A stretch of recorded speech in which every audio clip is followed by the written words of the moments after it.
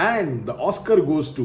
Film making करणाऱ्या प्रत्येकाचं हे स्वप्न असतं की एक दिवस आपल्याला ऑस्कर मिळालं पाहिजे. कुणी कबूल करो वा ना करो, पण प्रत्येक जण त्या दिवसाची वाट बघत असतो ज्या दिवशी त्याला असं वाटतं की मलाही ऑस्कर मिळेल. यावर्षी सिनर नावाच्या फिल्मने हिस्ट्री क्रिएट केली आहे, कारण या फिल्मला तब्बल 16 नॉमिनेशन्स आहेत. याआधी सगळ्यात जास्त नॉमिनेशन्स मिळवणाऱ्या फिल्म होत्या टायटॅनिक, ला ला लँड आणि ऑल अबाउट ईव्ह. या तिन्ही फिल्म्सना 14 नॉमिनेशन्स होती. या तिन्ही फिल्म्सनी बेंचमार्क सेट केला होता ऑस्करसाठी.